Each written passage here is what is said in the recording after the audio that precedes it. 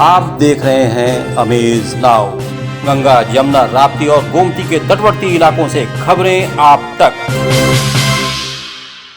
नमस्कार, सत्य घटना के नए अंक के साथ मैं मेनका शुरुआत करते हैं आज की मुख्य घटनाओं से। गोरखपुर के उर्वरक नगर में 50 एकड़ में खुलने वाले सैनिक स्कूल की सीएम योगी ने किया शिलान्यास। शिक्षकों की भर्ती प्रक्रिया के तीसरे चरण में चयनित 108 अभ्यर्थियों को प्रभारी मंत्री रमापति शास्त्री द्वारा प्रदान किया गया नियुक्ति पत्र। 11 जिलों में बीट पुलिस सिस्टम को और व्यापक प्रचार प्रसार को बढ़ावा देने के लिए एडीजी अखिल कुमार ने जारी किया क्रिएटिव रिलीज। फिंगरप्रिंट का क्लोन बनाकर खातों से रुपए उड़ाने वाले अंतर्राष्ट्रीय गैंग के 11 सदस्यों को गोरखपुर पुलिस ने किया गिरफ्तार। और गोरखपुर के झगहा थाना क्षेत्र में चाचा की चाकू से गोदकर हत्या, आरोपी फरार। अब सत्य घटना विस्तार। मुख्यमंत्री योगी आदित्यनाथ अपने गोरखपुर दौरे के दौरान उनके द्वारा खाद्य कारखाना परिसर में 50 एकड़ में प्रस्तावित सैनिक स्कूल का शिलान्यास किया गया। गोरखपुर खाद्य कारखाना परिसर में बनने वाला यह सैनिक स्कूल प्रदेश का 5वां सैनिक स्कूल होगा। युवाओं को शिक्षा, देश की रक्षा के ध्येय से शुरू हो रहे इस शैक्षिक प्रकल्प में कक्षा 6 से 11 तक के बालक बालिकाओं की आवासीय व्यवस्था के तहत शिक्षा प्रदान की जाएगी। इस स्कूल में छात्र छात्राओं के लिए अलग अलग कैंपस होगा। गोरखपुर के इस सैनिक स्कूल का प्रशासनिक भवन प्राचीन भारतीय संस्कृति व परंपरा का दर्शन कराने वाला होगा।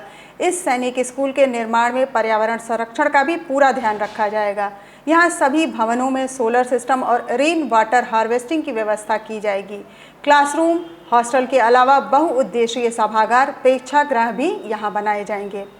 इस दौरान सीएम योगी ने अपने संबोधन में कहा कि इस स्कूल की मदद से प्रदेश में शिक्षा, राष्ट्रभक्ति और अनुशासन की ज्योति जलती रहेगी।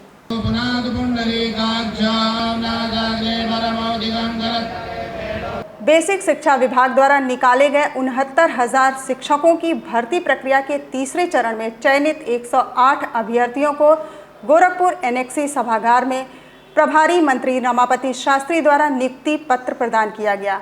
उत्तर प्रदेश सरकार द्वारा चलाए जा रहे मिशन रोजगार कार्यक्रम के अंतर्गत गोरखपुर जनपद में 125 पदों के सापेक्ष में 111 अभ्यर्थियों ने इस चयन प्रक्रिया में भाग लिया।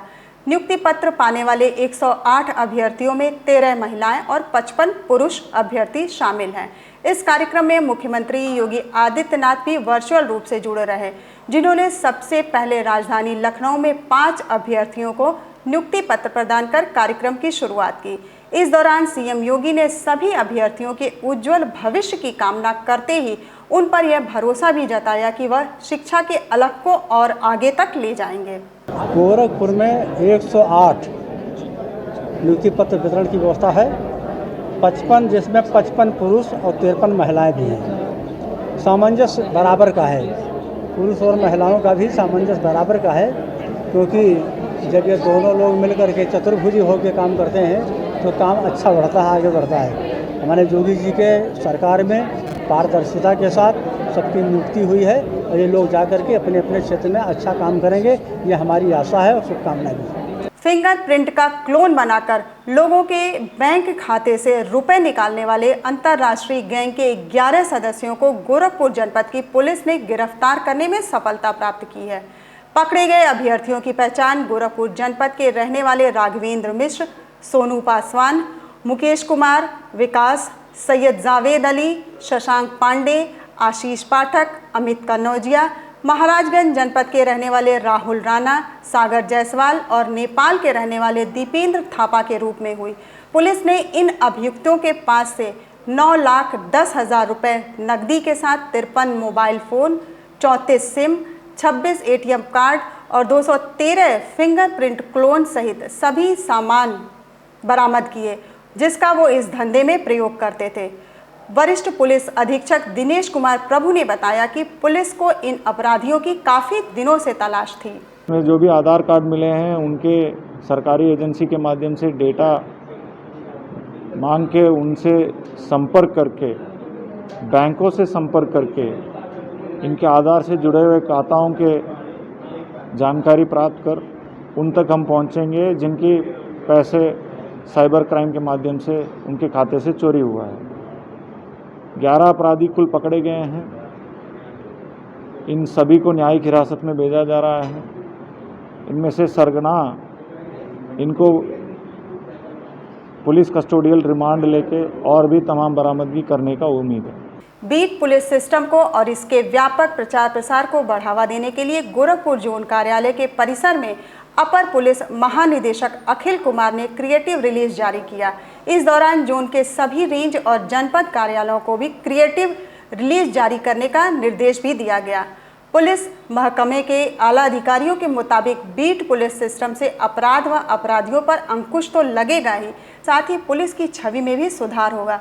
बीट पुलिस सिस्टम से पुलिस सीधे जनता से जुड़ेगी और आम जन को सुरक्षा प्रदान होगी। एडीजी जोन गोरखपुर महोदय के जो ये नया सुदृढ़ अपडेटेड बीट प्रणाली आज से लॉन्च किया जा रहा है, जिसमें पुरुष कांस्टेबल के साथ साथ महिला कर्मचारियों को, महिला कांस्टेबल्स को भी बीट पुलिस सिस्टम से जोड़ा जा रहा है और इनको बीट पुलिस ऑफिसर के नाम से इनको एड्रेस किया जा रहा है, जिनको बीट बुक्स भी इशू किए गए हैं, संसाधन इशू किए गए हैं। साथ साथ इनको हफ्ते में कम से कम 2 से 3 बार ये बीट में जाएं, बाकी ड्यूटियों से मुक्त करके इनको बीट तक जाने की, पहुंचाने की प्रयास जारी है। आज शुरुआत है, जिसमें ये लोग प्रधान से संपर्क करेंगे, पूर्व प्रधान से संपर्क करेंगे, बीडीसी सदस्य, पूर्व मौजूदा सदस्यों से भी बात करेंगे, महिला स्वयं जो सेवी जो संगठन हैं उनसे संपर्क करेंगे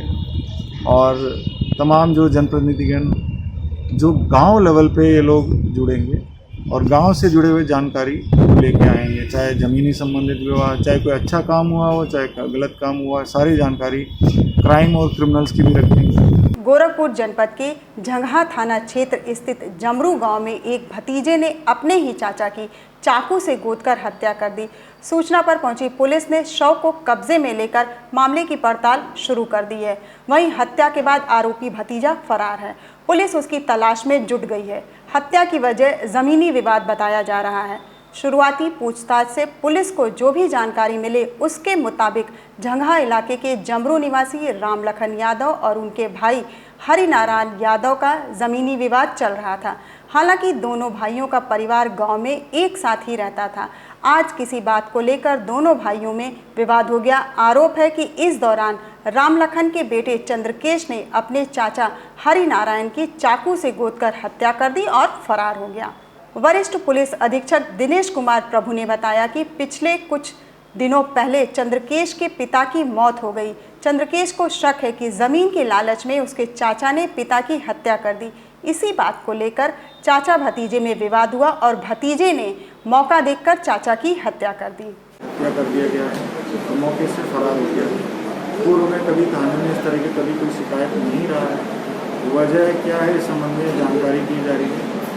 प्रथम दृष्टया प्राप्त जानकारी के अनुसार जो भतीजा मर गया उसके फादर की डेथ अभी कुछ दिनों पहले ही हुआ है। उसकी डेथ की जिम्मेदार अपने चाचा को समझ रहा था, इसके चलते आज उनकी हत्या किया है। तो उसको गिरफ्तार करने के लिए निर्देश दे दिया गया है। पोस्टमार्टम में तो बॉडी को नेचुरली भेजा जा रहा है, आगे जरूरी कार्रवाई की जाएगी। गुरु कृपा संस्थान और अखिल भारतीय क्रांतिकारी संघर्ष मोर्चे के संयुक्त तत्वाधान से महान देशभक्त चंद्रशेखर आज़ाद की 115वीं जयंती के अवसर पर आज़ाद नमन कार्यक्रम का आयोजन कर उन्हें याद किया गया।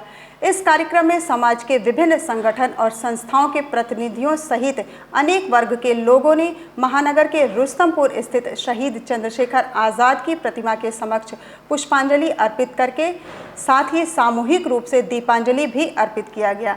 इस कार्यक्रम में बतौर मुख्य अतिथि के रूप में एडीएम वित्तीय एवं राजस्व राजेश कुमार सिंह उपस्थित रहे। आज आज़ाद जयंती नमन कार्यक्रम था जो गुरु कृपा संस्थान की ओर से आयोजित किया गया था।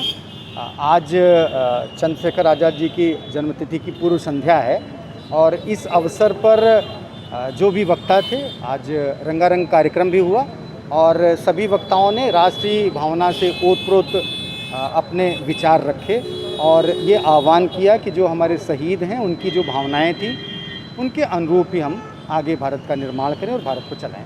इनकम टैक्स विभाग द्वारा पिछले कई दिनों से पेगासस मामले में मीडिया संस्थानों और पत्रकारों के आवास पर किए गए छापेमारी के विरोध में आम जनता पार्टी के कार्यकर्ताओं ने जिला अध्यक्ष हरींद्र यादव के नेतृत्व में महानगर के शास्त्री चौक पर जमकर प्रदर्शन किया। प्रदर्शन कर रहे कार्यकर्ताओं का कहना है कि सत्ता पक्ष सत्ता के मद में चूर है और वह यह भूल गए यह कार्रवाई देश के उस चौथे स्तंभ पर करा रहे हैं जो सच्चाई दिखाने के लिए अपनी जान की बाजी लगा देते हैं। मौजूदा सरकार ने चारों स्तंभ को जो है बर्बाद कर रखा है, चाहे वो न्यायपालिका हो, चाहे वो हमारे पत्रकारिता विभाग हो, या आज हमारे पत्रकार बंधुओं पर इस तरह से लाठीचार्ज मारना, और वो भी समृद्ध लोगों से, वो भी आईएएस ऑफिसर एक हमारे पत्रकार बंधु पर कुटाघात प्रयास किया गया, उनको मारने का प्रयत्न किया गया, पीटने का प्रयत्न किया गया। और आज और भी शर्मनाक स्थिति आ गई है कि छापा मारा जा रहा है उन पर, ईडी की जांच हो रही है, उनके कार्यालय पे ताला जड़ा जा रहा है। ये आश्चर्यजनक और एक बहुत ही शर्मिंदा भरी कार्रवाई जो है मौजूदा सरकार ने की है। इसी के खिलाफ हम लोगों ने आज आवाज़ उठाई है। गोरखपुर जनपद स्थित राजगढ़ थाना क्षेत्र की रहने वाली संजू देवी ने अपने पड़ोसियों पर पति के अपहरण कर हत्या करने का आरोप लगाया है। पीड़िता कविता का कहना है कि हमारे पड़ोसी भू माफिया प्रवृत्ति के हैं जो स्मैक का अवैध कारोबार भी करते हैं। उन्होंने पिछले कुछ दिन पहले भू विवाद को लेकर मेरे पति का अपहरण कर लिया, जो आज तक मेरे पति का पता नहीं चल पाया है, और अब यह भूमाफिया हमारे बच्चे से स्मैक का धंधा कराना चाहते हैं जो हमें पसंद नहीं। हालांकि इस संदर्भ में पीड़िता ने स्थानीय लोगों से भी शिकायत किया था, लेकिन उसकी सुनवाई नहीं हुई तो हार कर पीड़िता संजू ने मीडिया की शरण में आकर अपनी व्यथा बताई। पुलिस एकदम परेशान करत, हमें ले जाके बंद कर देते, हमेशा 3 बेर हो गई बंद कर, आज 8 दिन हो गई लड़का बंद भइल बा। हाँ, छोटा वाला। पति गायब हैं, 1 महीना हो गए। हर जगह दरखास्त ना सुनवाई होता। मीडिया संस्थानों और पत्रकारों के घर पर आयकर विभाग द्वारा की गई छापेमारी की निंदा सभी राजनीतिक पार्टियों के साथ आम लोग भी कर रहे थे कि अब देश का चौथा स्तंभ खुद अपनी शाख बचाने के लिए आगे आ गया है। प्रदेश सरकार के निर्देश पर की गई इस छापेमारी को लेकर कुशीनगर और बलिया जनपद के साथ साथ प्रदेश भर के सभी पत्रकार इस समय आक्रोशित हैं। बलिया जनपद में पत्रकारों ने अपने कलम और कैमरे को बंद कर मुंह पर काली पट्टी बांधने के साथ साथ राज्यपाल को संबोधित ज्ञापन डीएम को सौंपकर अपने विरोध दर्ज कराया।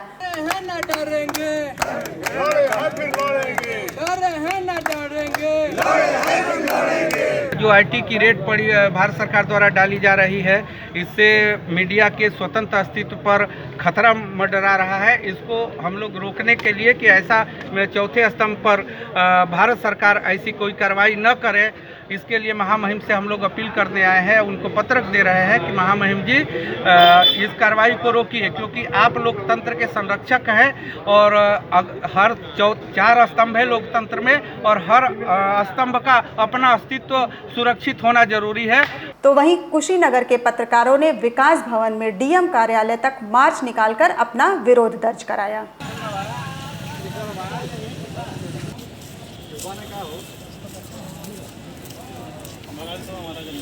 ये सिर्फ और सिर्फ बदले की भावना से काम कर रही है सरकार। उसी के संदर्भ में हम सभी पत्रकार साथी को एकजुट होना पड़ेगा ताकि हम जनता की आवाज़ बने, न कि सरकार की आवाज़ बने। सरकार की आवाज़ जो बनेगा इसका मतलब वो विशुद्ध रूप से सत्ता की दलाली कर रहा है। बीते दिनों मूसलाधार बारिश की वजह से महानगर के 70 वार्ड में जल जमाव की समस्या के विरोध में महानगर कांग्रेस पार्टी के पदाधिकारियों ने अध्यक्ष आशुतोष तिवारी के नेतृत्व में नगर निगम स्थित रानी लक्ष्मीबाई पार्क में जमकर प्रदर्शन करते हुए अपनी मांगों से संबंधित ज्ञापन नगर आयुक्त अविनाश सिंह को सौंपा। प्रदर्शन कर रहे कार्यकर्ताओं का कहना है कि महानगर के झरना टोला, राप्ती नगर, भेड़िया घर स्थित अन्य वार्ड में हुए जल जमाव ने नगर निगम की कारगुजारियों की पोल खोल कर रख दी है। इस जल जमाव की वजह से वहां कॉलोनियों में रहने वाले लोगों को काफ़ी दिक्कतों का सामना करना पड़ रहा है। महानगर कांग्रेस पार्टी के अध्यक्ष आशुतोष तिवारी ने मीडिया से बात करते हुए बताया कि जल जमाव की वजह से इन कॉलोनियों में अब महामारी फैलने का डर है, जो काफ़ी भयानक हो सकता है। जल जमाव के वजह से पूरा गोरखपुर के महानगर के वासी त्रस्त हैं और उनका जनजीवन अस्त व्यस्त हो गया है और यह जल निकासी का काम केवल कागजों में हो रहा है, ज़मीन पर उतर के और यथास्थिति कोई काम नहीं हो पा रहा है। यह मुख्यमंत्री का शहर है, यहाँ विकास केवल कागजों में चल रहे हैं, केवल जनता को लूटने का काम किया जा रहा है, चाहे जलकुंभी निकालने का मामला हो, चाहे नालियों को बनवाने का मामला हो, चाहे जल निकासी का मामला है। कांग्रेस पार्टी अब चुप नहीं बैठेगी। महानगर कांग्रेस कमेटी इस जल निकासी को लेकर के और जो गोरखपुर में जल जमा हो जा रहा है इस मुद्दे को लेकर के व्यापक आंदोलन करेगी, अगर नगर निगम प्रशासन इस जल निकासी की व्यवस्था नहीं करता है तो। इस साल के मानसून को देखते हुए एनडीआरएफ की टीम अपनी तैयारियों में जोर शोर से लगा हुआ है। उसी क्रम में राष्ट्रीय आपदा मोचन बल 11वीं वाहिनी के कमांडेंट मनोज कुमार शर्मा ने वाराणसी में मीडिया के सामने अपनी तैयारी को साझा किया। इस दौरान एनडीआरएफ कमांडेंट मनोज शर्मा द्वारा आपदा के समय बचाव में इस्तेमाल होने वाले इंस्ट्रूमेंट का भी बारीकी के साथ जांच किया गया। इस अवसर पर एनडीआरएफ कमांडेंट मनोज शर्मा ने बताया कि बस्ती, बहराइच, सिद्धार्थनगर में एक टीम और लखनऊ, गोरखपुर, भोपाल में 2 टीम को तैनात किया गया है। इसके अलावा अन्य टीमें अपने संसाधनों के साथ वाहिनी मुख्यालय में तैयार हैं, जो ज़रूरत पड़ने पर कभी भी राहत और बचाव कार्य के लिए जा सकते हैं।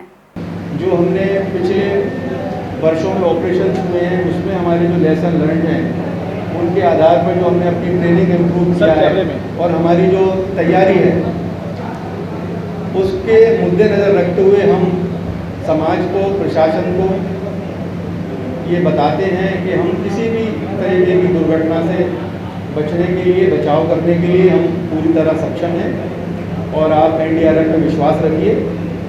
और एनडीआरएफ के लिए कहा जाता है कि फ्रेंड इन नीड। तो हम आपके माध्यम से बताना चाहते हैं कि एनडीआरएफ एक सेवियर रेस्क्यूअर फोर्स है और किसी भी तरीके की आवश्यकता होगी तो हम आपके साथ हैं। सत्य घटना के आज के अंक में बस इतना ही।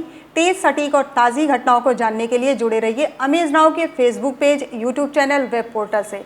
अगले अंक में आपसे फिर होगी मुलाकात। तब तक के लिए नमस्कार।